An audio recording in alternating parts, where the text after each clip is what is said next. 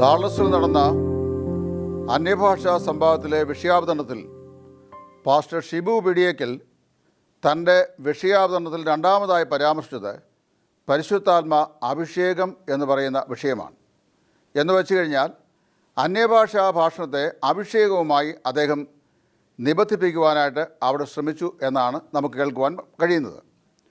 അന്യഭാഷാ ഭാഷണം പരിശുദ്ധാത്മ അഭിഷേകത്തിൻ്റെ അടയാളമാണെന്നുള്ള വചനവിരുദ്ധമായ ഉപദേശത്തിൽ നിന്നുകൊണ്ടാണ് അന്യഭാഷയും അഭിഷേകത്തെയും തമ്മിൽ നിബന്ധിപ്പിക്കുവാൻ ഇവിടെ വിഷയാവതാരകൻ ഉദ്യമിച്ചത് എന്ന് ഗ്രഹിക്കുവാൻ അല്പം പോലും കേൾവിക്കാർക്ക് പ്രയാസം ഉണ്ടാകുന്നില്ല. അതുകൊണ്ട് പരിശുദ്ധാത്മ അഭിഷേകം എന്നാൽ എന്താണ്? അഭിഷേകം ആർക്കാണ് നൽകപ്പെടുന്നത്? അഭിഷേക വസ്തു ആരാണ്? അഭിഷേകം ചെയ്യുന്നത് ആരാണ്? അഭിഷേകം കൊണ്ട് എന്താണ് സാധിക്കുന്നത്? അഭിഷേകത്തിന് പ്രത്യക്ഷമായി എന്തെങ്കിലും അടയാളങ്ങൾ ഉള്ളതായി വേദപുസ്തകം പരാമർശിക്കുന്നുണ്ടോ? അഭിഷേകവും അന്യഭാഷയുമായി വേദപുസ്തകം വല്ല ബന്ധവും വയ്ക്കുന്നുണ്ടോ എന്നീ കാര്യങ്ങൾ തിരുവചനത്തിൻ്റെ അടിസ്ഥാനത്തിൽ ഒന്ന് വിശകലനം ചെയ്യുവാനാണ് ഇവിടെ ഞാൻ കർത്താവിൽ ആഗ്രഹിക്കുന്നത്. ആദ്യമായി അഭിഷേകമെന്നാൽ എന്താണ് എന്ന് നമുക്ക് നോക്കാം. പഴയ നിയമത്തിലും പുതിയ നിയമത്തിലും പ്രസ്താവിച്ചിട്ടുള്ളതും ഇരു കൂട്ടർക്കും ലഭിക്കുന്നതുമായ ഒന്നാണ് അഭിഷേകം എന്ന് പറയുന്ന കർമ്മം. ആത്മസ്നാനം പുതിയ നിയമവിശ്വാസികൾക്ക് മാത്രം ഉള്ള ഒരാത്മീകമാകുന്ന അനുഭവമാണ്. ആകയാൽ അഭിഷേകം ആത്മസ്നാനത്തിൽ നിന്ന് തികച്ചും വ്യത്യസ്തമായ ഒരു പ്രവൃത്തിയാണെന്ന് ദൈവവചനം പഠിച്ചാൽ നമുക്ക് കണ്ടെത്തുവാനായിട്ട് സാധിക്കും. സ്നാനം എന്നതിന് മുഴുകൽ, അതായത് മുക്കുക എന്നാണ് അർത്ഥമെങ്കിൽ അഭിഷേകം എന്ന പദത്തിന് ആലേപനം ചെയ്യുക, തേക്കുക, പൂശുക എന്നൊക്കെയാണ് അർത്ഥവ്യാപ്തി ബൈബിൾ നിഘണ്ടുവിൽ വ്യാപരിച്ചിട്ടുള്ളത്. രണ്ടാമതായി, ആത്മാഭിഷേകം ഒരു വ്യക്തിയെ ദൈവിക പ്രവൃത്തികൾക്കായി നിയമിക്കുന്നതിനുള്ള ഉദ്യോഗ നിയമനമാണ്, അതായത് കർമ്മമാണ്. മേൽപ്പറഞ്ഞ സംവാദത്തിൽ അന്യഭാഷയുമായി പാസ്റ്റർ ഷിബുവും പാസ്റ്റർ KC ചാക്കോയും അഭിഷേകത്തെ ബന്ധിപ്പിച്ചതിൻ്റെ കാരണം എന്തെന്ന് ചോദിച്ചാൽ, അന്യഭാഷാ ഭാഷണം അഭിഷേകത്തിൻ്റെ അടയാളമാണെന്നുള്ള അവരുടെ അഥവാ പെന്തക്കോസ്ത് സഭകളുടെ തെറ്റിദ്ധാരണ നിമിത്തമാണ് എന്ന് നിസ്സംശയം നമുക്ക് സ്ഥാപിക്കുവാനായിട്ട് സാധിക്കും. പുതിയ നിയമവിശ്വാസിയെ സംബന്ധിച്ചിടത്തോളം പാപത്തിൻ്റെ ശിക്ഷയിൽ നിന്നും അവനെ വിടുവിക്കുന്നതാണ് ആത്മരക്ഷ എന്ന് പറയുന്നത്. എഫേസ്യ ലേഖനം 2-ാം അധ്യായത്തിൻ്റെ 8-ാം വാക്യത്തിൽ അപ്പോസ്തലനായ പൗലോസ് ഇങ്ങനെ പറയുന്നു: കൃപയാലല്ലോ വിശ്വാസം മൂലം നിങ്ങൾ രക്ഷിക്കപ്പെട്ടിരിക്കുന്നത്, അതിൻ്റെ പ്രവൃത്തിയും കാരണമല്ല, ദൈവത്തിൻ്റെ ദാനമത്രേ ആകുന്നു. അപ്പോൾ പാപിയെ ആത്മരക്ഷ നൽകി രക്ഷിക്കുന്നത് വിശ്വാസത്താലാണ്. പാപത്തിൻ്റെ ശിക്ഷയിൽ നിന്നുള്ള വിടുതലാണ് ആത്മരക്ഷ എന്ന് പറയുന്നത്. എന്നാൽ രക്ഷിക്കപ്പെടുന്ന വ്യക്തിക്ക് നിത്യമായ ജീവൻ നൽകുവാനാണ് ദൈവത്തിൻ്റെ പരിശുദ്ധാത്മാവിനെ ദൈവം നമുക്ക് നൽകിയത്. ഒരു പാപി രക്ഷിക്കപ്പെടുമ്പോൾ 1-2 ദിവസത്തേക്ക് രക്ഷിക്കപ്പെടുകയല്ല. അത് മറ്റൊരു വിഷയമാണ്. അതായത് പെന്തക്കോസ്ത് സഹോദരന്മാർ പൊതുവെ വിശ്വസിക്കുന്ന ഉപദേശ വിഷയത്തിൽപ്പെട്ട ഒന്നാണ് രക്ഷാനഷ്ടം എന്ന് പറയുന്നത്. അതായത് ഒരു പാപി കർത്താവായ യേശുവിനെ രക്ഷിതാവായി സ്വീകരിച്ച് രക്ഷിക്കപ്പെട്ടാലും പാപം ചെയ്തു പോയാൽ ആ രക്ഷ നഷ്ടപ്പെട്ടു പോകുന്നത് പൊതുവേ കരിസ്മാറ്റിക് വിഭാഗക്കാരും പെന്തക്കോസ്തുകാരും സഹോദരന്മാരും പഠിപ്പിക്കുന്നുണ്ട്. അത് മറ്റൊരു വിഷയമായതുകൊണ്ട് ഈ വിഷയത്തിൽ ഇവിടെ പരാമർശിക്കുവാൻ ഞാൻ ആഗ്രഹിക്കുന്നില്ല. എങ്കിലും ഒരു കാര്യം ഞാൻ പറയാം, ഒരു പാപി രക്ഷിക്കപ്പെടുമ്പോൾ അവന് നിത്യജീവൻ നൽകിയാണ് ദൈവം അവനെ രക്ഷിക്കുന്നത്. നിത്യജീവൻ അവന് പ്രദാനം ചെയ്യുവാനാണ് ദൈവത്തിൻ്റെ പരിശുദ്ധാത്മാവിനെ ദൈവം അവന് നൽകുന്നത്. ഒരുവനെ സഭാംഗമാക്കി തീർക്കുവാനാണ് ആത്മസ്നാനം നൽകിയത്. അത് കൊരിന്ത്യർക്ക് എഴുതിയ 1-ാം ലേഖനം 12-ാം അധ്യായത്തിൻ്റെ 13-ാം വാക്യത്തിൽ പൗലോസ് പറഞ്ഞിട്ടുണ്ട്: യഹൂദന്മാരോ യവനന്മാരോ ദാസരോ സ്വതന്ത്രരോ നാം എല്ലാവരും ഏക ശരീരമാകുമാറ് ഒരേ ആത്മാവിനാൽ സ്നാനമേറ്റും ഒരേ ആത്മാവിനെ പാനം ചെയ്തും ഇരിക്കുന്നു. എന്നാൽ സഭാംഗമായി തീർന്ന ഒരു വിശ്വാസിയെ തൻ്റെ ആത്മീയ ജീവിതത്തിലെ വൈവിധ്യങ്ങളായ ആത്മീക പ്രവർത്തനത്തിന് യോഗ്യനാക്കി തീർക്കുവാൻ വേണ്ടിയാണ് അഭിഷേകം എന്ന് പറയുന്ന കർമ്മം നൽകിയത്. ഇവിടെ ഞാൻ 4-5 കാര്യങ്ങൾ പ്രത്യേകം ഓർപ്പിക്കുകയുണ്ടായി. 1, ആത്മരക്ഷ നൽകിയത് പാപത്തിൽ നിന്ന്, ശിക്ഷാവിൽ നിന്ന് രക്ഷിക്കുവാൻ വേണ്ടിയാണ്. രക്ഷിക്കപ്പെട്ടവന് നിത്യജീവൻ നൽകുവാൻ വേണ്ടിയാണ് പരിശുദ്ധാത്മാവിനെ നൽകിയത്. ഒരുവനെ കർത്താവിൻ്റെ മാർമികമായ സഭയുടെ അംഗമാക്കി തീർക്കുവാൻ വേണ്ടിയാണ് ആത്മസ്നാനം നൽകിയത്. സഭാംഗമായി തീർന്ന വിശ്വാസിയെ ആത്മീയമായ വൈവിധ്യമായ പ്രവർത്തനങ്ങൾക്ക് വേണ്ടി യോഗ്യനാക്കി തീർക്കാനാണ് അഭിഷേകം നൽകിയത്. അപ്പോൾ ഇതെല്ലാം ഒരു വിഷയമല്ല, ഒരേ ആത്മാവിനാൽ നൽകപ്പെടുന്ന വിവിധങ്ങളായ പ്രവൃത്തികളാണ് അല്ലെങ്കിൽ അനുഭവങ്ങളാണ് എന്ന് വചനം പഠിക്കുന്ന ഒരു വേദവിദ്യാർത്ഥിക്ക് മനസ്സിലാക്കുവാൻ പ്രയാസം ഉണ്ടാകുകയില്ല. ഒരു പുതിയ നിയമ വിശ്വാസിയെ സംബന്ധിച്ചിടത്തോളം അവനെ രാജകീയ പുരോഹിത വർഗം എന്നാണല്ലോ പത്രോസ് അപ്പോസ്തലൻ തൻ്റെ ലേഖനത്തിൽ സംബോധന ചെയ്തിരിക്കുന്നത്. പത്രോസിൻ്റെ 1-ാം ലേഖനം 2-ാം അധ്യായത്തിൻ്റെ 9-ാം വാക്യം. അവിടെ നാം ഇങ്ങനെ വായിക്കുന്നു: നിങ്ങളോ അന്ധകാരത്തിൽ നിന്ന് തൻ്റെ അത്ഭുത പ്രകാശത്തിലേക്ക് നിങ്ങളെ വിളിച്ചവൻ്റെ സൽഗുണങ്ങളെ ഘോഷിപ്പാൻ തക്കവണ്ണം തിരഞ്ഞെടുക്കപ്പെട്ട ഒരു ജാതിയും രാജകീയ പുരോഹിത വർഗവും വിശുദ്ധ വംശവും സ്വന്ത ജനവും ആകുന്നു. അന്ധകാരത്തിൽ നിന്ന് അത്ഭുത പ്രകാശത്തിലേക്ക് എന്ന് പറഞ്ഞാൽ പാപത്തിൻ്റെ ശിക്ഷയിൽ നിന്ന് നിത്യരക്ഷയിലേക്ക് അല്ലെങ്കിൽ നിത്യജീവനിലേക്ക് അല്ലെങ്കിൽ കർത്താവായ യേശു ക്രിസ്തുവിൻ്റെ മാർമികമായ ശരീരത്തിലേക്ക് പരിവർത്തനപ്പെടുത്തപ്പെട്ട ഒരു വിശ്വാസിയെ സംബന്ധിച്ചിടത്തോളം അവന് രാജാവാണ്, പുരോഹിതനാണ് എന്നാണ് പത്രോസ് അവിടെ പറയുന്നത്. ഗലീലാ കടലിൽ മീൻ പിടിച്ച് കിടന്ന പത്രോസിനെ അല്ലെങ്കിൽ ശീമോനെ കർത്താവായ യേശു ക്രിസ്തു കണ്ടുമുട്ടി, അല്ലെങ്കിൽ കർത്താവിനെ കണ്ടുമുട്ടി. ശീമോനെ കർത്താവ് പത്രോസാക്കി, കർത്താവിൻ്റെ ശിഷ്യനാക്കി അവനെ വീണ്ടും ചെന്ന അനുഭവത്തിലേക്ക് കൊണ്ടുവന്നു കഴിഞ്ഞപ്പോൾ പത്രോസും രാജകീയ പുരോഹിത വർഗത്തിൽപ്പെട്ട വ്യക്തിയായി തീർന്നു എന്നാണ് അദ്ദേഹം തൻ്റെ ലേഖനത്തിലൂടെ നമ്മെ പ്രബോധിപ്പിക്കുന്നത്. ഇവിടെ ആദ്യമായി പുതിയ നിയമത്തിൽ അഭിഷേകത്തെക്കുറിച്ച് പറയുന്ന വാക്യങ്ങൾ നമുക്കൊന്ന് സൂക്ഷ്മമായി പരിശോധിക്കണം. എന്നാൽ മാത്രമേ ഈ വിഷയം എന്താണെന്ന് മനസ്സിലാക്കുവാനായിട്ട് സാധിക്കുന്നുള്ളൂ.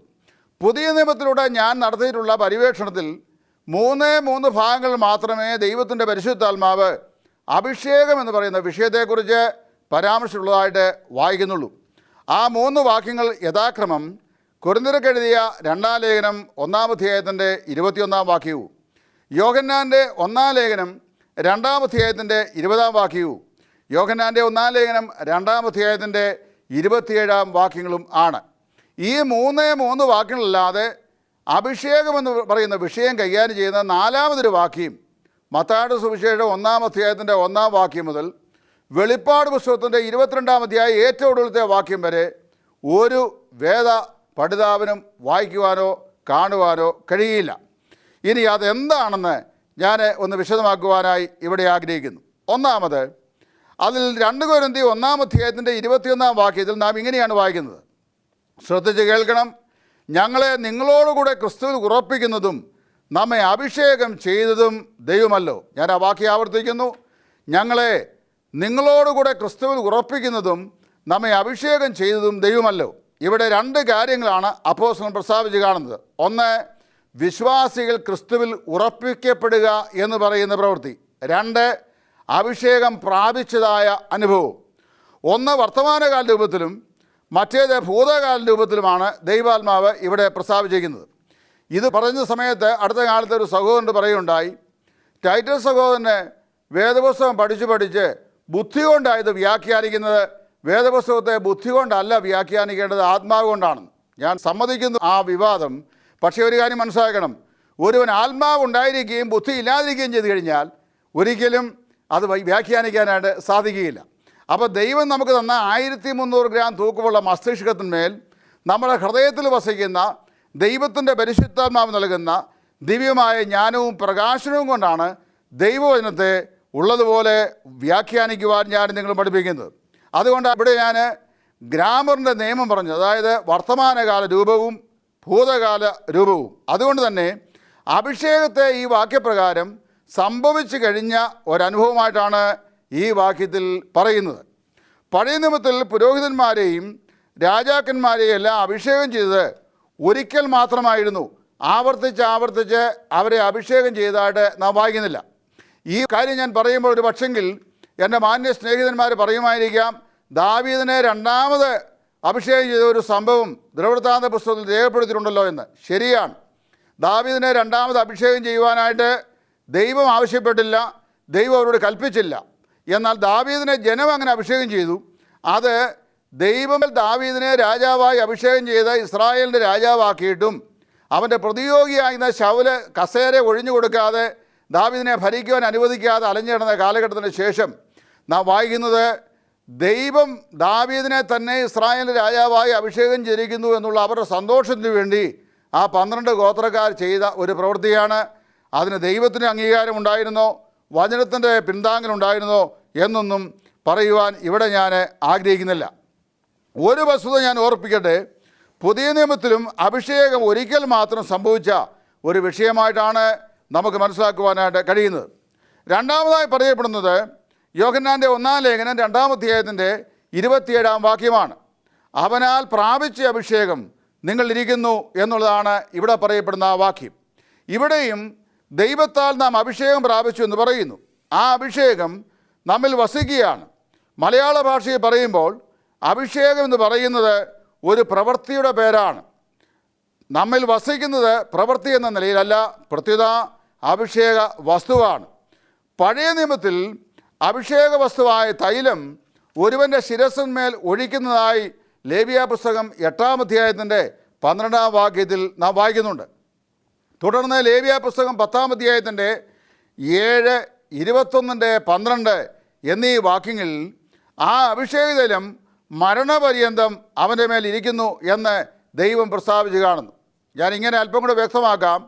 ഒരു രാജാവിനെയോ ഒരു പ്രവാചകനെയോ ഒരു പുരോഹിതനെയോ അഭിഷേക തൈലം കൊണ്ട് പഴയനിയമത്തിൽ അഭിഷേകം ചെയ്തു കഴിഞ്ഞാൽ ഒരിക്കൽ ചെയ്ത ആ പ്രവൃത്തി ആ രാജാവോ ആ പുരോഹിതനോ ആ പ്രവാചകനോ അവർ മരണത്താൽ നീക്കപ്പെടുന്നവരെയും അവരുടെ മേൽ ഇരിക്കുന്നു എന്നാണ് ദൈവത്തിൻ്റെ വചനം പറയുന്നത്. അങ്ങനെയാണെങ്കിൽ പുതിയ നിയമത്തിൽ അഭിഷേക വസ്തു പരിശുദ്ധാത്മാവാണ്. നിഴലായ തൈലം പഴയ നിയമത്തിൽ അഭിഷേകത്തിൻ്റെ മരണം വരെ അവനിൽ വസിക്കുന്നത് പോലെ പുതിയ നിയമത്തിൽ അഭിഷേക വസ്തുവായ ദൈവത്തിൻ്റെ പരിശുദ്ധാത്മാവ് അന്ത്യത്തോളം ഒരു വിശ്വാസിയിൽ വസിക്കുന്നു എന്ന ധ്വനി ഈ ഭാഗത്തു നിന്ന് സ്പഷ്ടം ആക്കപ്പെടുകയാണ്. എന്ന് മാത്രമല്ല, പരിശുദ്ധാത്മാവ് നൽകിയ അഭിഷേകം എന്തിനു വേണ്ടിയായിരുന്നു എന്നുള്ളത് നാം പഠിക്കുമ്പോൾ ആ വസ്തുത വളരെ വ്യക്തമായിട്ട് നമുക്ക് മനസ്സിലാക്കുവാനായിട്ട് സാധിക്കും. രണ്ടാമതായി, പുതിയ നിയമവിശ്വാസികൾ ലഭിച്ച അഭിഷേകം നമുക്ക് ഉപദേശം നൽകുന്ന ഉപദേഷ്ടാവാണ്, അല്ലാതെ നിർജീവമായിരുന്ന ഒരു വസ്തുവല്ല. പഴയ നിയമത്തിലെ അഭിഷേകം എന്ന് പറയുന്നത് അഭിഷേക തൈലമാണ്. അത് ദൈവം നിയോഗിച്ച നിയോഗപ്രകാരം ഉണ്ടാക്കി ഈ പറയപ്പെട്ട രാജാക്കന്മാരെയും പുരോഹിതന്മാരെയും പ്രവാചകന്മാരെയും സ്ഥാനാരോഹണ സൂക്ഷിക്ക് വേണ്ടി ഉപയോഗിച്ച നിർജീവമാകുന്ന ഒരു വസ്തുവാണ്, ഒരു എണ്ണയാണ്, തൈലമാണ്. എന്നാൽ പുതിയ നിയമത്തിൽ നമുക്ക് ലഭിക്കപ്പെട്ടിരിക്കുന്ന അഭിഷേകം എന്ന് പറയുന്നത് അത് നമ്മെ ഉപദേശിക്കുന്ന ഉപദേഷ്ടാവാണ്. അതുകൊണ്ട് തന്നെ ഈ അഭിഷേകം പരിശുദ്ധാത്മാവാണെന്ന് നമുക്ക് അവിതർക്കിതമായിട്ട് മനസ്സിലാക്കുവാനായിട്ട് സാധിക്കും. അഭിഷേക വസ്തു പരിശുദ്ധാത്മാവായതുകൊണ്ട് അഭിഷേകവും പരിശുദ്ധാത്മാവ് തന്നെയാണ്. അല്ലാതെ അഭിഷേകം എന്ന് വെച്ച് കഴിഞ്ഞാൽ പാസ്റ്റർ ഷിബു പറയുന്ന പോലെ അന്യഭാഷ എന്ന് പറയുവാൻ വേദപുസ്തകത്തിൽ യാതൊരുവിധ ന്യായവും നാം കാണുന്നില്ല. ചുരുക്കത്തിൽ പറഞ്ഞു കഴിഞ്ഞാൽ പുതിയ നിയമവിശ്വാസികളെല്ലാവരും രക്ഷിക്കപ്പെട്ടവരെല്ലാവരും കഴിഞ്ഞ പാഠത്തിൽ ഞാൻ പ്രസ്താവിച്ചതുപോലെ പരിശുദ്ധാത്മാവിനെ പ്രാപിച്ചവരും ആകിയാൽ പുതിയ നിയമവിശ്വാസികളെല്ലാവരും പരിശുദ്ധാത്മാവിൻ്റെ ശക്തമായ അഭിഷേകം ഉള്ളവരാണ് എന്ന് ഈ ഭാഗത്തു നിന്ന് നമുക്ക് മനസ്സിലാക്കുവാനായിട്ട് സാധിക്കും. ഞാൻ അല്പം കൂടെ വ്യക്തമായി പറയുകയാണെങ്കിൽ പുതിയ നിയമത്തെ കാലത്ത് ഒരാൾ രക്ഷിക്കപ്പെടുകയും അദ്ദേഹം അഭിഷക്തനല്ലാതെ ആയിരിക്കുകയും ചെയ്യുക എന്നുള്ളത് അസാധ്യമായ ഒരു വിഷയമായിട്ടിരിക്കുന്നു. രക്ഷിക്കപ്പെട്ട വ്യക്തിയാണെങ്കിൽ അദ്ദേഹം രാജാവാണ്, അദ്ദേഹം പുരോഹിതനാണ്, അദ്ദേഹം വചനത്തിൻ്റെ ഉള്ളടക്കത്തെ ഉള്ളതുപോലെ പരിശുദ്ധാത്മാവിൻ്റെ പ്രകാശനത്താൽ വ്യാഖ്യാനിച്ചു കൊടുക്കുന്നവൻ എന്ന നിലയിൽ പ്രവാചകനുമാണ്. ആ വാക്ക് ഞാൻ പറയുമ്പോൾ ദരിദ്രിക്കരുത്, കാര്യം അത് മറ്റൊരു വിഷയമാകിയാൽ ഞാനത് പറയുന്നില്ല. പ്രവാചകൻ എന്ന് പുതിയ നിയമത്തിൽ ഞാൻ പറഞ്ഞതിൻ്റെ ആശയം വചനത്തെ ഉള്ളതുപോലെ വ്യാഖ്യാനിക്കുന്ന അല്ലെങ്കിൽ പൊരുളഴിച്ചു കൊടുക്കുന്ന ആൾ എന്നുള്ള അർത്ഥത്തിലാണ്. മൂന്നാമതായി യോഹന്നാൻ്റെ 1-ാം ലേഖനം 2-ാം അധ്യായത്തിൻ്റെ 20 ഈ ബന്ധത്തിൽ പുതിയ നിയമ വാക്യം. മൂന്നാമതായി യോഹന്നാൻ്റെ 1-ാം ലേഖനം 2-ാം അധ്യായത്തിൻ്റെ 20-ാം വാക്യമാണ് ഈ ബന്ധത്തിൽ നാം ചിന്തിക്കേണ്ടത്. അത് ഇപ്രകാരം നാം വായിക്കുന്നു: നിങ്ങളോ പരിശുദ്ധത്തിൽ നിന്നുള്ള അഭിഷേകമുള്ളവരായി സകലവും അറിയുന്നു. ഈ വാക്യത്തിൽ അഭിഷേകത്തിൻ്റെ ഫലം എന്താണ് എന്നാണ് അപ്പോസ്തലൻ വ്യക്തമാക്കുന്നത്. സകലവും അറിയുന്നു എന്നാണ് അഭിഷേകത്തിൻ്റെ ഫലം. ദൈവിക സത്യങ്ങളെ തിരിച്ചറിയുവാൻ വിശ്വാസിയെ ശക്തീകരിക്കുന്നതാണ് അവനിൽ വസിക്കുന്ന അഭിഷേകം എന്ന അർത്ഥം. കൊരിന്ത്യർ ലേഖനത്തിൽ അതിൻ്റെ 2-ാം അധ്യായം 14-ാം വാക്യത്തിൽ അപ്പോസ്തലനായ പൗലോസ് ഇപ്രകാരം ഒരു വാക്യാംശം പറഞ്ഞിട്ടുണ്ട്. അതായത്, the natural man receiveth not the things of the spirit of God. അതായത് ഭൗതിക മനുഷ്യൻ ദൈവാത്മാവിൻ്റെ ഉപദേശം ഗ്രഹിപ്പാനായിട്ട് സാധിക്കുന്നില്ല. ഒരു മനുഷ്യൻ ഭൗതികമായ നിലയിൽ പറഞ്ഞു കഴിഞ്ഞാൽ, അല്ലെങ്കിൽ ലോകപരമായ നിലയിൽ പറഞ്ഞു കഴിഞ്ഞാൽ, ഉന്നതമായ വിദ്യാഭ്യാസമുള്ള ആളായിരിക്കാം, ഒരുപാട് ഡിഗ്രികളൊക്കെ കരസ്ഥമാക്കിയ ആളായിരിക്കാം, അദ്ദേഹം വളരെയധികം പുസ്തകങ്ങൾ വായിക്കുകയോ എഴുതുകയോ ഒക്കെ ചെയ്യുന്ന ആളായിരിക്കാം. അതുകൊണ്ട് വേദപുസ്തകത്തിലെ വാക്യങ്ങളുടെ അർത്ഥം അദ്ദേഹം ഗ്രഹിക്കണമെന്നും അദ്ദേഹത്തിന് അത് ഗ്രഹിപ്പിച്ചു കൊടുക്കാൻ കഴിയണമെന്നും യാതൊരു നിർബന്ധവുമില്ല. എന്താണെന്ന് ചോദിച്ചു കഴിഞ്ഞാൽ, നമ്മിൽ വസിക്കുന്ന ദൈവത്തിൻ്റെ പരിശുദ്ധാത്മാവിൻ്റെ അഭിഷേകമാണ് നമ്മെ ഉപദേശിക്കുവാൻ അല്ലെങ്കിൽ ദൈവിക രഹസ്യങ്ങളെ അറിയുവാൻ നമ്മെ സഹായിക്കുന്നത്. അപ്പോൾ ദൈവിക സത്യങ്ങളെ തിരിച്ചറിയുവാൻ ഒരു വിശ്വാസിയെ ശക്തീകരിക്കുന്നതാണ് അവനിൽ വസിക്കുന്ന അഭിഷേകം എന്ന് ഇവിടെ സ്പഷ്ടമായി മനസ്സിലാക്കുവാൻ സാധിക്കുന്നു. പുതിയ നിയമ കാലഘട്ടത്തിൽ രക്ഷിക്കപ്പെട്ട എല്ലാവരും ഞാൻ മുന്നമേ സൂചിപ്പിച്ച പോലെ രാജാക്കന്മാരും പുരോഹിതന്മാരുമാരും ആണെന്ന് പത്രോസ് തൻ്റെ 1-ാം ലേഖനം 2-ാം അധ്യായത്തിൻ്റെ 9-ാം വാക്യത്തിലും അപ്പോസ്തലനായ യോഹന്നാൻ വെളിപ്പാട് പുസ്തകം അതിൻ്റെ 1-ാം അധ്യായത്തിൻ്റെ 6-ാം വാക്യം, 5-ാം അധ്യായത്തിൻ്റെ 9, 10 എന്നീ വാക്യങ്ങളിലും വളരെ വ്യക്തമായി പരാമർശിച്ചിട്ടുണ്ട്. അപ്പോൾ രാജാക്കന്മാരും പുരോഹിതരും ആകേണ്ടവർ എന്നല്ല, ആയി തീർന്നിരിക്കുന്നു എന്നാണ് ഇവിടെ പറയുന്നത്. അപ്പോൾ രാജാക്കന്മാരും പുരോഹിതന്മാരും ആകേണ്ടതിന് എന്ന്, അല്ലെങ്കിൽ ആകേണ്ടവർ എന്ന് പറഞ്ഞിരുന്നെങ്കിൽ നമുക്ക് വേണമെങ്കിൽ പറയാമായിരുന്നു അഭിഷേകം ഇന്നും ആവർത്തിക്കുന്നു എന്ന്. പക്ഷേ ഇവിടെ പറയുന്നത് രാജാക്കന്മാരും പുരോഹിതന്മാരും ആയി തീർന്നിരിക്കുന്നു എന്നാണ്. എപ്പോഴാണ് അവർ രാജാക്കന്മാരും പുരോഹിതന്മാരും ആയി തീർന്നത്? എപ്പോഴൊരു പാപി രക്ഷിക്കപ്പെട്ടുവോ അപ്പോൾ ആ വ്യക്തി രാജകീയ പുരോഹിതനായി വീണ്ടും ജനിച്ചിരിക്കുന്നു. അപ്പോൾ തന്നെ നിയമനകർമ്മമായ അഭിഷേകവും അവന് ലഭിച്ചു കഴിഞ്ഞു. നിയമനകർമ്മം കൂടാതെ യാതൊരു വിശ്വാസിയും സ്വതവേ രാജാവും പുരോഹിതനുമാകുവാൻ ഒരിക്കലും സാധിക്കുകയില്ല. പെന്തക്കോസ്ത് സഭാ പശ്ചാത്തലത്തിൽ കർത്താവായ യേശു ക്രിസ്തുവിൽ വിശ്വസിച്ച് രക്ഷിക്കപ്പെട്ട ഏതെങ്കിലും ഒരു വിശ്വാസി രാജാവോ പുരോഹിതനോ അല്ല എങ്കിൽ ആ കാര്യം വ്യക്തമാക്കേണ്ടതാണ്. അങ്ങനെ അല്ല എന്ന് പറഞ്ഞു കഴിഞ്ഞാൽ രക്ഷിക്കപ്പെട്ടതാണോ എന്ന ആത്മശോധന ചെയ്യേണ്ടതായിട്ടിരിക്കുന്നു. മറുവശം പറഞ്ഞു കഴിഞ്ഞാൽ ഇങ്ങനെയാണ്: ഒരു പാപി കർത്താവായ യേശുവിൽ വിശ്വസിച്ച് രക്ഷിക്കപ്പെട്ടാൽ അവൻ രക്ഷിക്കപ്പെട്ട നിമിഷത്തിൽ തന്നെ അവൻ അഭിഷേകത്തിനായി തീരുകയും അഭിഷേക തൈലം, അതായത് പരിശുദ്ധാത്മാവ് വസ്തു അവൻ്റെ മേൽ വസിക്കുകയും അവൻ അഭിഷേകമുള്ളവനായി മാറ്റപ്പെടുകയും ചെയ്യുന്നു. തന്നിമിത്തം അവന് ദൈവം നൽകിയ സ്ഥാനാരോഹണമാണ് രാജാവും പുരോഹിതനും എന്നുള്ള പദവിയെന്ന് ദൈവവചനത്തിലൂടെ നമുക്ക് മനസ്സിലാക്കുവാൻ സാധിക്കുന്നു. ഇനി ഒരാൾ രക്ഷിക്കപ്പെട്ട ശേഷമാണ് അഭിഷേകം പ്രാപിച്ചത് എന്ന് അദ്ദേഹം പറയുന്നു എന്ന് കരുതുക. അപ്പോഴാണ് അവൻ രാജാവും പുരോഹിതനുമായത് എന്ന് വരും. പക്ഷേ അതിന് വേദപുസ്തകത്തിൽ യാതൊരു തെളിവും ഒരു വാക്യവും നമുക്ക് കണ്ടെത്തുവാൻ സാധിക്കുന്നില്ല. മാത്രമല്ല, നമ്മെ അഭിഷേകം ചെയ്തതും എന്ന് പറഞ്ഞിരിക്കുന്നതുകൊണ്ട് രക്ഷിക്കപ്പെട്ട മാത്രയിൽ തന്നെ നാം അഭിഷേകം ചെയ്യപ്പെട്ടവരായി തീർന്നു എന്നാണ് വ്യക്തമാക്കപ്പെടുന്നത്. യേശു ക്രിസ്തു പരിശുദ്ധാത്മാവിനാൽ ജനിച്ചവനായിരുന്നു എങ്കിലും തനിക്ക് പരിശുദ്ധാത്മാവിലും ശക്തിയിലും അഭിഷേകം വേണമായിരുന്നു എന്നും, ക്രിസ്തുവിന് അഭിഷേകം ആവശ്യമായിരുന്നെങ്കിൽ വീണ്ടും ജന്മം പരിശുദ്ധാത്മാവിനാൽ സാധിച്ചു എങ്കിൽ പോലും അഭിഷേകവും ശക്തിയും ഓരോ വിശ്വാസിക്കും രക്ഷിക്കപ്പെട്ട ശേഷം വേണ്ടതാണെന്നുമാണ് പാസ്റ്റർ ഷിബുവിൻ്റെ മറ്റൊരു കണ്ടെത്തൽ. അത് വളരെ രസകരമായിട്ട് എനിക്ക് തോന്നുന്നു. കാരണം യേശു ക്രിസ്തു ദൈവമാണ്. ദൈവമായിരുന്നവനാണ് മനുഷ്യജന്മമെടുത്ത് മനുഷ്യനായി മറിയയുടെ ഗർഭപാത്രത്തിൽ ഈ ഭൂമിയെ സന്ദർശിച്ചത്. യേശു ക്രിസ്തുവിൻ്റെ ജനനത്തെ സംബന്ധിച്ച് പറയുമ്പോൾ അത് പുരുഷബന്ധം കൂടാതെയുള്ള ജനനം ആയതുകൊണ്ടാണ് പരിശുദ്ധാത്മാവിനാൽ ജനിക്കുമെന്ന് പ്രവാചകന്മാർ മുൻപ് കൂട്ടി പ്രഖ്യാപിച്ചത്. യെശയ്യാ പ്രവാചകൻ്റെ പുസ്തകം അതിൻ്റെ 7-ാം അധ്യായത്തിൻ്റെ 14-ാം വാക്യം നാം വായിച്ച് മനസ്സിലാക്കേണ്ടതായിട്ടിരിക്കുന്നു. അവിടെ ഇങ്ങനെ വായിക്കുന്നു: യെശയ്യാ പ്രവാചകൻ പറഞ്ഞ വാക്യമാണ്, കന്യക ഗർഭിണിയായി ഒരു മകനെ പ്രസവിക്കും, അവന് ഇമ്മാനുവേൽ എന്ന പേർ വിളിക്കപ്പെടും. മറിയയെ സന്ദർശിച്ച ഗബ്രിയേൽ ദൂതൻ അവളെ സന്ദർശിക്കുമ്പോൾ ലൂക്കോസിന്റെ സുവിശേഷം 1-ാം അധ്യായത്തിൻ്റെ 37 മുതലുള്ള വാക്യങ്ങൾ ഇങ്ങനെ പറയുന്നു: കൃപ ലഭിച്ചവളെ, നിനക്ക് വന്ദനം, നീ ഗർഭിണിയായി ഒരു മകനെ പ്രസവിക്കും, അവൻ തൻ്റെ ജനത്തെ അവരുടെ പാപങ്ങളിൽ നിന്ന് മോചിപ്പാനിരിക്കൊണ്ട് നീ അവനെ യേശു എന്ന് പേർ വിളിക്കണം. അവിടെ മറിയ കന്യകയാണ്. വിവാഹ നിശ്ചയം യോസേഫുമായി ചെയ്യപ്പെട്ടു എങ്കിലും അവരെ ഒന്നിച്ച് ഭാര്യ ഭർത്താക്കന്മാരായി കൂടി വന്നിരുന്നില്ല. അപ്പോൾ അവൾ പറഞ്ഞു, ഞാൻ പുരുഷനെ അറിയാതിരിക്കെ ഇതെങ്ങനെ സംഭവിക്കും? അവൾ ആശ്ചര്യഭരിതയായി തീർന്നു. അപ്പോൾ അവിടെ ദൂതൻ പറയുന്ന വാക്ക് ശ്രദ്ധേയമാണ്. ദൈവത്തിൻ്റെ പരിശുദ്ധാത്മാവ് നിന്റെ മേൽ വരും, അത്യുന്നതൻ്റെ ശക്തി നിന്റെ മേൽ നിഴലിടും, ആകയാൽ ഉത്ഭവിക്കുന്ന വിശുദ്ധ പ്രജ ദൈവപുത്രനെന്ന് വിളിക്കപ്പെടും. അപ്പോൾ കർത്താവായ യേശു ക്രിസ്തു പുരുഷബന്ധം കൂടാതെ ഉള്ള ജനനം ആയതുകൊണ്ട് പരിശുദ്ധാത്മാവിൽ ജനിക്കുമെന്ന് ദൈവം മുൻകൂട്ടി പറഞ്ഞു. യേശുവിൻ്റെ കന്യകാജനനത്തെയും പാപിയുടെ വീണ്ടും ജനനത്തെയും ഒന്നായി കാണുവാൻ ഒരിക്കലും ഒരു വേദവിദ്യാർത്ഥിക്ക് സാധിക്കുകയില്ല. രണ്ടും രണ്ട് കാര്യങ്ങളാണ്. ഒന്ന്, യേശു മനുഷ്യനായി മനുഷ്യാവതാരം ചെയ്ത ഈ ഭൂമിയിൽ വന്ന കാര്യം.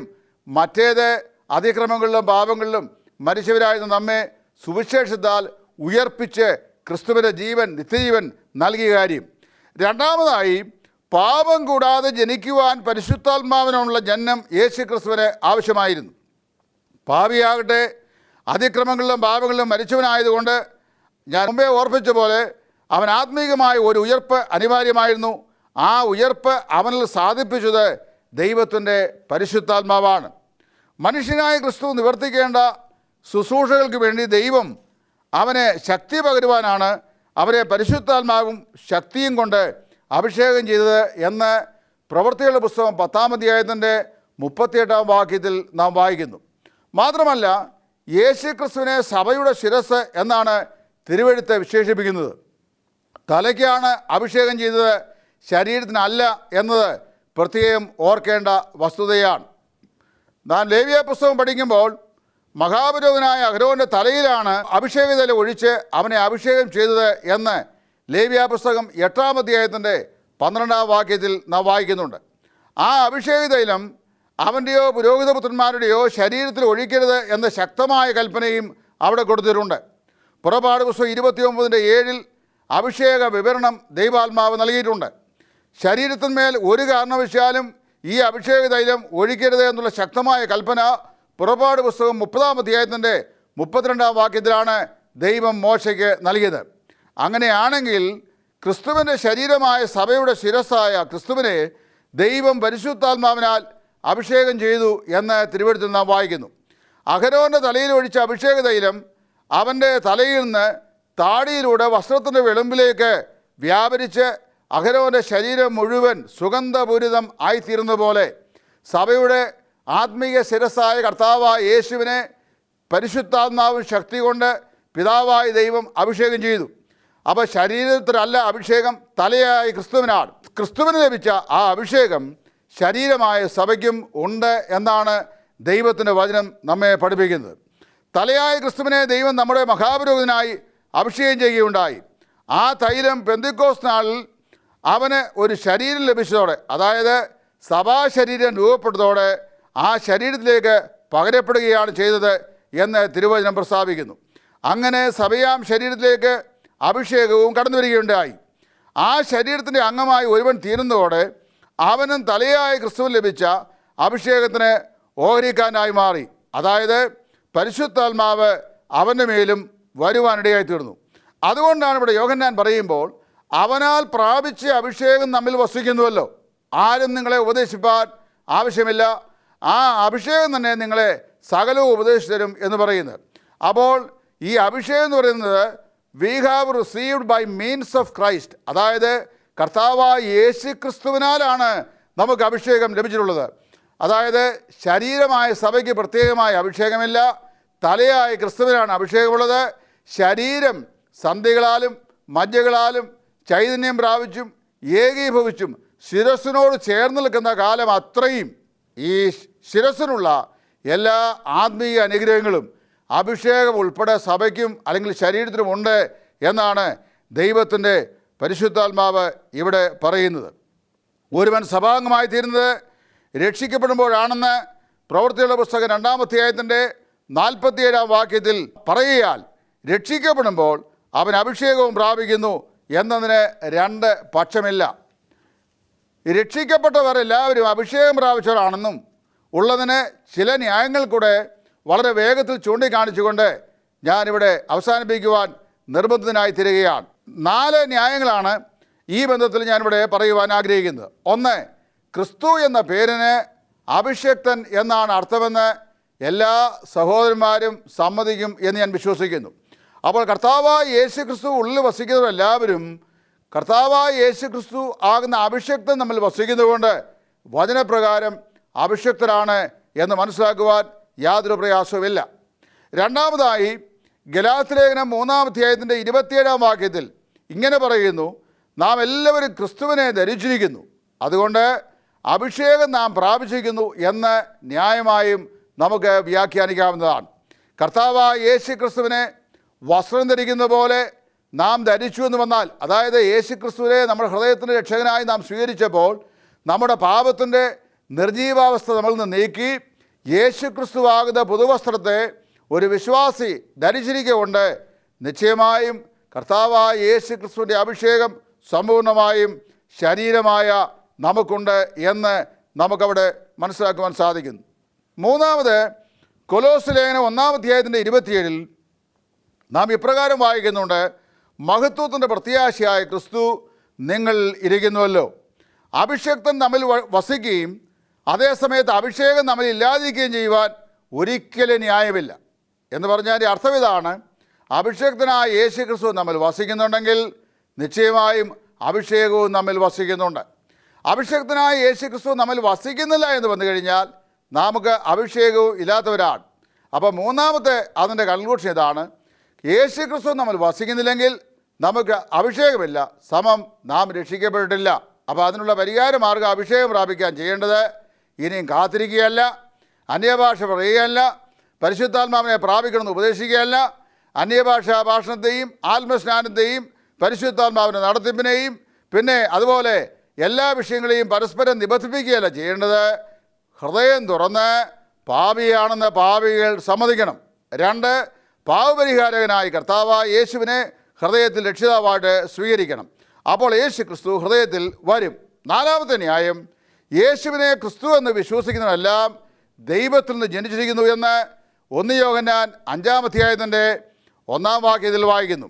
ഇതിൻ്റെ അർത്ഥം അഭിഷിക്തനായ യേശു ക്രിസ്തുവിനെ സ്വീകരിക്കുക എന്ന് തന്നെയാണ്. അപ്പം ഞാൻ പറഞ്ഞ ഈ 4 ന്യായങ്ങൾ കൊണ്ട് രക്ഷിക്കപ്പെട്ട എല്ലാ വിശ്വാസികൾക്കും അഭിഷേകമുണ്ട് എന്ന് മനസ്സിലാക്കാൻ കഴിയും.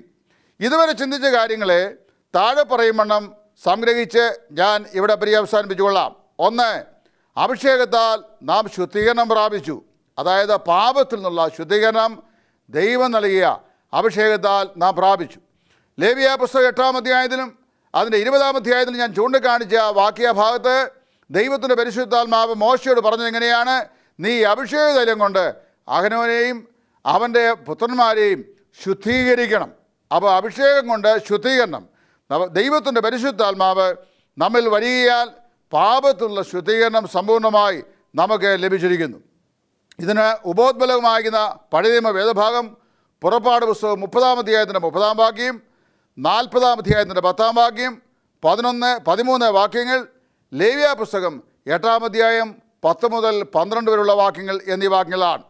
രണ്ടാമതായി, അഭിഷേക നിമിത്തം നാം എല്ലാവരും പുരോഹിതന്മാരായി തീർന്നു. പുറപ്പാട് പുസ്തകം 30-30, 40, വെളിപ്പാട് പുസ്തകം 1-ാം അധ്യായം 6-ാം വാക്യം, 5-ാം അധ്യായം 9, 10 വാക്യങ്ങൾ. അവിടെ നാം വായിക്കുന്നത്, നമ്മെ രാജാക്കന്മാരും പുരോഹിതന്മാരുമാക്കി നമ്മുടെ ദൈവത്തിൽ തീർത്തു എന്നാണ്. അവൻ നമ്മെ ദൈവം വീണ്ടെടുത്തു, നമ്മെ ദൈവം രക്ഷിച്ചു, നമ്മൾ നിത്യജീവൻ പകർന്നു, ദൈവത്തിൻ്റെ പരിശുദ്ധാത്മാവിനെ നമുക്ക് നൽകി, പരിശുദ്ധാത്മാവിൻ്റെ അഭിഷേകം ശിരസ്സായ കർത്താവിന് നൽകി, ആ ശിരസ്സിനോട് സഭാശരീരം ഉണ്ടായി, ബന്ധിക്കപ്പെട്ടപ്പോൾ ശരീരത്തിനും ശിരസ്സിനുള്ള അനുഗ്രഹമായ അഭിഷേകം ലഭിച്ചു, നാം രാജാക്കന്മാരും പുരോഹിതന്മാരുമായി തീർന്നു. അഭിഷേകത്താൽ നാം രാജാക്കന്മാരുമായി. 1 ശമൂവേൽ 16-ാം അധ്യായം 13-ാം വാക്യം, 1 രാജാക്കന്മാർ 1-ാം അധ്യായം 45-ാം വാക്യം, 19-ാം അധ്യായം 15, 16 എന്നീ വാക്യങ്ങൾ. അവിടെയൊക്കെ രാജാക്കന്മാരായി അഭിഷേകം ചെയ്തതായിട്ട് നമ്മൾ വായിക്കുന്നുണ്ട്, അല്ലെങ്കിൽ ആ സ്ഥാനാരോഹണ സൂക്ഷിക്ക് വേണ്ടി അഭിഷേകം ചെയ്തതായിട്ട് നാം വായിക്കുന്നുണ്ട്. ആ അർത്ഥത്തിൽ പറയുമ്പോൾ പുതിയ നിയമ വിശ്വാസികളായിരുന്ന നാം കർത്താവിനോടുകൂടെ രാജാക്കന്മാരാണ്, ക്രിസ്തുവിനോട് നാം വാഴും എന്ന ദൈവത്തിൻ്റെ വചനം വ്യക്തമായി നമ്മെ പ്രബോധിപ്പിക്കുന്നുണ്ട്. 4-മതായി, അഭിഷേകത്താൽ നാം എല്ലാവരും പ്രവാചകന്മാരായി. 1 രാജാക്കന്മാർ 19-ാം അധ്യായത്തിൻ്റെ 16-ാം വാക്യം. മുന്നമേ സൂചിപ്പിച്ച പോലെ ദൈവിക സത്യങ്ങൾ പ്രസ്താവിക്കുന്നവർ നിലയിൽ ഞാനും നിങ്ങളും ഇന്ന് പ്രവാചകന്മാരാണ്. എന്നാൽ എൻ്റെ ബഹുമാനപ്പെട്ട പെന്തക്കോസ്തിലെ സഹോദരന്മാരിൽ പലരും അവകാശപ്പെടുന്ന പോലെ നാളെ രാവിലെ ന്യൂയോർക്ക് പട്ടണത്തിലോ ഇന്ത്യയിലോ അല്ലെങ്കിൽ യൂറോപ്പിൻ്റെ ഏതെങ്കിലും പ്രവിശ്യകളിലോ കേരളത്തിലോ ഇന്നിന്ന കാര്യങ്ങൾ സംഭവിക്കും എന്ന് പ്രവചിക്കുന്ന പ്രവാചകന്മാർ പ്രവാചകത്വമല്ല ഞാൻ പറഞ്ഞത്. ദൈവത്തിൻ്റെ വചനസത്യങ്ങളെ പരിശുദ്ധാത്മാവിനാൽ പ്രകാശിതമായി ജനത്തിന് വിവരിച്ചു കൊടുക്കുന്ന ഉപദേശകന്മാർ എന്ന നിലയിലുള്ള പ്രവാചകന്മാർ. അപ്പോൾ ഒരു വസ്തുത ഇവിടെ പറയട്ടെ, അല്ലാതെ അഭിഷേകത്താൽ അന്യഭാഷ പറയുവാൻ പ്രാപ്തരായി എന്നൊരു വേദവാക്യം വേദപുസ്തകത്തിലെങ്ങും നമുക്ക് വായിക്കുവാൻ കഴിയുന്നില്ല. അതുകൊണ്ട് തിരുവെടുത്ത് പറയുന്ന പരിശുദ്ധാത്മ അഭിഷേകവും അന്യഭാഷാ ഭാഷണവും രണ്ടും ഒന്നല്ല, രണ്ടും രണ്ട് വിഷയങ്ങളാണ് എന്ന് ഏതൊരു ദൈവത്തിനും നിശ്ചയമായും ഈ വചനഭാഗങ്ങൾ കൊണ്ട് ഗ്രഹിക്കുവാൻ കഴിയും എന്ന് ഞാൻ കരുതുകയാണ്. എന്ന് മാത്രമല്ല, ഒരു വസ്തുത കൂടെ ഞാൻ ഇവിടെ ഓർപ്പിക്കാം. രക്ഷിക്കപ്പെട്ടൊരു വിശ്വാസിക്ക് സ്ഥാനീയമായിരിക്കുന്ന ആരോഹണം അല്ലെങ്കിൽ പദവികൾ നൽകുവാൻ, അവനെ ആത്മീക പ്രവർത്തനങ്ങൾക്ക് വേണ്ടി പ്രബുദ്ധനാക്കുവാൻ ദൈവം നൽകിയ ഈ അഭിഷേകം ഒരൊറ്റ വാക്യം കൊണ്ട് മാത്രം നമുക്ക് സമർത്ഥിക്കാൻ കഴിയുന്നതാണ്. അതായത് ഈ അഭിഷേക തൈലം യാതൊരു നിലയിലും അവൻ്റെ ശരീരത്തിന്മേൽ ഒഴിക്കരുത് എന്ന് പുറപ്പാട് പുസ്തകം 30:42 ദൈവം മോശയോട് പറഞ്ഞ വാക്യം മാത്രം. ആ വാക്യം മാത്രം നിബന്ധിപ്പിച്ചാൽ ഞാൻ നേരത്തെ സൂചിപ്പിച്ചതുപോലെ കർത്താവിൻ്റെ ശരീരമായ സഭയ്ക്ക് അല്ലെങ്കിൽ ശരീരത്തിന് പ്രത്യേകമായ ഒരഭിഷേകം ഇല്ല. ഈ വസ്തുത നമ്മെ ബോധ്യപ്പെടുത്താനാണ് അവനാൽ പ്രാപിച്ച അഭിഷേകം നിങ്ങൾ വസിക്കുന്നുവല്ലോ എന്ന് യോഹന്നാൻ എടുത്തു പറഞ്ഞത്. ഇത് ടൈറ്റസ് സഹോദരൻ പറഞ്ഞ കാര്യമല്ല, അല്ലെങ്കിൽ മറ്റേ ഏതെങ്കിലും ഉപദേശകന്മാർ പറഞ്ഞ കാര്യമല്ല. കർത്താവിൻ്റെ അപ്പോസ്തലനായത് യോഹന്നാൻ പറയുകയാണ്, അവനാൽ പ്രാപിച്ച അഭിഷേകം യേശുക്രിസ്തുവിനാൽ. അതാണ് 133-ാം സങ്കീർത്തനത്തിൽ നാം വായിക്കുന്നത്. അവിടെ സങ്കീർത്തനക്കാരൻ ഇങ്ങനെ പറയുന്നു, ഇതാ സഹോദരന്മാർ ഒത്തൊരുമിച്ച് വസിക്കുന്നത് എത്ര ശുഭവും എത്ര മനോഹരമാകുന്നു. അത് അഹരോന്റെ തലയിൽ നിന്ന് അവൻ്റെ താടിയിലൂടെ അവൻ്റെ വസ്ത്രത്തിൻ്റെ വിളമ്പിലേക്ക് ഒഴുകുന്ന അവൻ്റെ ശിരസ്സിലെ അഭിഷേകതലം പോലെയും സിയോൻ പർവ്വതത്തിൽ പെയ്യുന്ന ഹെർമോനിയ മഞ്ഞ് പോലെയുമാകുന്നു. അവിടെ 2 ഉപമാനങ്ങളും അതുപോലെ 2 അലങ്കാരങ്ങളും പറഞ്ഞിട്ടുണ്ട്. അത് രണ്ടും ശ്രദ്ധിക്കണം. ഒന്ന്, അഹരോൻ്റെ തലയിൽ നിന്ന് താടിയിലൂടെ വസ്ത്രത്തിൻ്റെ വെളുമ്പിലേക്ക് ഒഴുകുന്ന അവൻ്റെ തലയിലെ വിശേഷ തൈലം പോലെ. 2, സിയോൻ പർവ്വതത്തിൽ പെയ്യുന്ന ഹെർമോനിയ മഞ്ഞ് പോലെ. 2 ഉപമകൾ അല്ലെങ്കിൽ അലങ്കാരിക പ്രയോഗങ്ങൾ. ഇനി 2 അതിശയോക്തി പ്രയോഗങ്ങൾ. എത്ര ശുഭവും എത്ര മനോഹരമാകുന്നു. അഹരോന്റെ തലയിൽ ഒഴിക്കുന്ന അഭിഷേകം കൊണ്ട് എന്താണ് സാധിക്കുന്നത്? ശരീരം മുഴുവൻ സുഗന്ധപൂരിതമായി അഭിഷേകമുള്ളതായി തീരുന്നു. ഇത് തന്നെയാണ് തലയായ യേശുക്രിസ്തുവിനെ ദൈവം പരിശുദ്ധാത്മാവിനാലും ശക്തിയാലും അഭിഷേകം ചെയ്തപ്പോൾ സാധിച്ചത്. തലയ്ക്ക് ലഭിച്ച അഭിഷേകം ശരീരമായ സഭയിലേക്ക് വ്യാപരിച്ച് ശരീരം മുഴുവൻ അഭിഷേകത്താൽ സുഗന്ധ പൂരിതമായി തീരുന്നു. അല്ലാതെ ദൈവസഭയുടെ അംഗങ്ങളായിരിക്കുന്ന ഒരു വ്യക്തിക്കും കളക്റ്റീവായിട്ടോ ഇൻഡിവിജ്വലായിട്ടോ അല്ലെങ്കിൽ സാമൂഹികമായിട്ടോ വ്യക്തിപരമായിട്ടോ ആത്മാഭിഷേകം എന്ന് പറയുന്ന പ്രത്യേകമായ ഒരു സംവിധാനം ഇല്ല എന്നാണ് ദൈവവചനത്തിലൂടെ നമുക്ക് മനസ്സിലാക്കാൻ കഴിയുന്നത്. ഒറ്റ കാര്യം മനസ്സിലാക്കിക്കൊള്ളുക, രക്ഷിക്കപ്പെട്ട എല്ലാ ദൈവമക്കളും ക്രിസ്തുവിൻ്റെ അഭിഷേകം ഉള്ളവരാണ്. അതുകൊണ്ട് അവനാൽ പ്രാപിച്ച അഭിഷേകം അത് മാത്രമല്ല, ഞങ്ങളെ നിങ്ങളോട് ക്രിസ്തുവിൽ ഉറപ്പിക്കുന്നതും നമ്മെ അഭിഷേകം ചെയ്തതും ദൈവം അല്ലോ. ക്രിസ്തുവിൽ ദൈവം നമ്മെ അഭിഷേകം ചെയ്തിരിക്കുന്നു. ആ അഭിഷേക വസ്തു ദൈവത്തിൻ്റെ പരിശുദ്ധാത്മാവാണ്. ആ പരിശുദ്ധാത്മാവ് സഭയെ പൂർത്തീകരിക്കുന്നത് വരെയും വിശ്വാസിയിൽ വസിച്ചുകൊണ്ടിരിക്കും. നിർമ്മലീകരിക്കുന്ന നിർമ്മലീകരണ പ്രവർത്തനത്തിൽ അവനെ സഹായിച്ചുകൊണ്ടിരിക്കും. കർത്താവിൻ്റെ സഭയെ ഒരുക്കിക്കൊണ്ടിരിക്കും. അഭിഷേക വസ്തുവായ പരിശുദ്ധാത്മാവ് ഭൂമിയിൽ നിന്ന് നീക്കപ്പെടുമ്പോൾ അഭിഷേകം പ്രാപിച്ച നാമും പരിശുദ്ധാത്മാവിടെ കർത്താവിൻ്റെ സന്നിധിയിൽ ചെല്ലും. ഇതാണ് ദൈവത്തിൻ്റെ വചനം. ആ പരിശുദ്ധാത്മാ അഭിഷേകത്തെക്കുറിച്ച് പറയുന്നത്. അതുകൊണ്ട് എൻ്റെ മാന്യ സഹോദരന്മാരെ, സ്നേഹിതരെ, വളരെ വിനയത്തോടെ ഞാൻ ഓർപ്പിക്കട്ടെ, ദൈവവചനപ്രകാരം പരിശുദ്ധാത്മാഭിഷേകം എന്ന് പറയുന്നത് അന്യഭാഷാ ഭാഷണം അല്ല. പരിശുദ്ധാത്മാ അഭിഷേകത്തിൻ്റെ വ്യത്യസ്തമോ വ്യക്തമോ അല്ലെങ്കിൽ പ്രകടന പത്രികയായോ നൽകപ്പെടുന്ന അടയാളമേ അല്ല അന്യഭാഷാ ഭാഷണം. അങ്ങനെ ഒരു വചനഭാഗവും ബൈബിളിലില്ല.